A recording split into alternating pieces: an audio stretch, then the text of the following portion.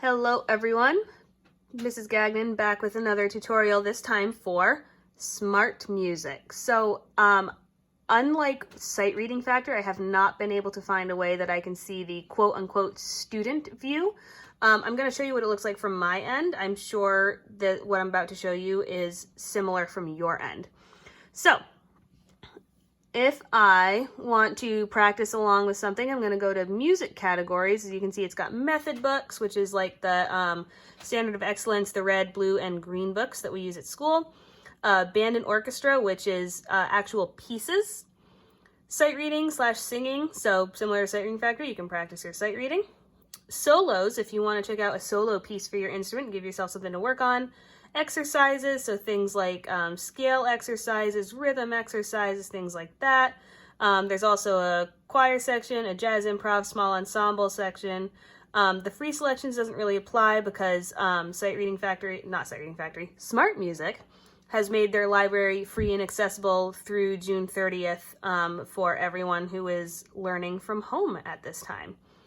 So say I would like to practice something out of one of the method books. I'm going to go here to method books. It's going to load. And then I didn't have luck with this earlier, but let's try again. You can search up here. So I'm going to search for standard of excellence and see if it works. And here it is. So I have found the search feature to be a little bit wonky. Once in a while I will search for something and it won't come up even though I know it's on the website. So if you search for something that you've seen or that I tell you to look for and you can't find it, it's not your fault. It's on there somewhere. The website might just be having a moment.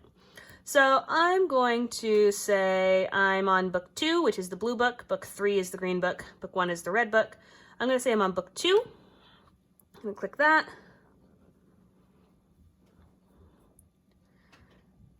And then I'm going to go over to open.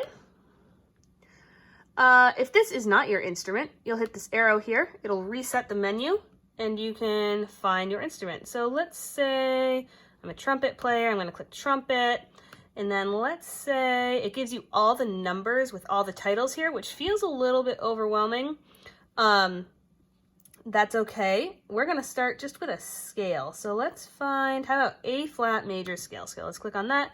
And then we're going to click open. And then it's going to load.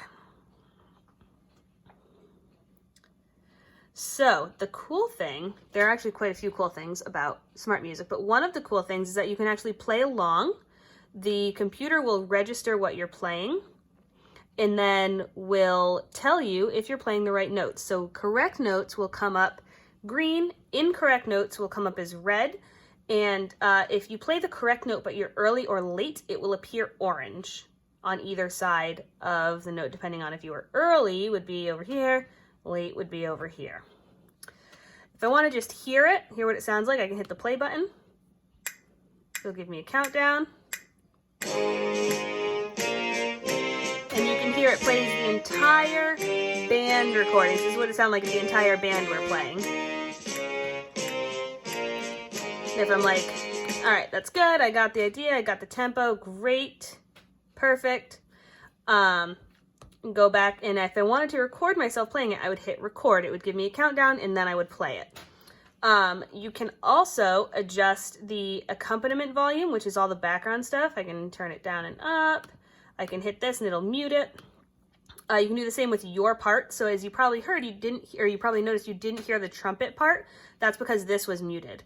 If I wanted to turn this on so I could hear what the trumpet part sounds like, I could click that, and then it would play. This is for the metronome volume. So if I want the metronome to be really loud, I can crank it up. If I don't want it, I can turn it down or click it to mute it. If you want to adjust the tempo markings over here, again, you can use the arrows, or the plus and minus rather, to adjust the tempo. So I'm like, that felt a little fast, I need to turn it down, or, all right, I've been working on this, I want to crank it up a little bit. Let's try 92. This is if you needed to check your mic. This is if you needed to tune. And then you play along, see how you did, try it again if you want. Then if you're like, all right, I'm done with this, I want to work on something else, I can actually go to the drop down here and find something else. So let's say, all right, I did that. Let's play some Shenandoah. I can click that and it'll go through the same process here.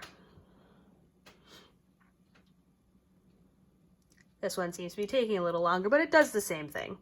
You can also do that drop down with instruments. So if you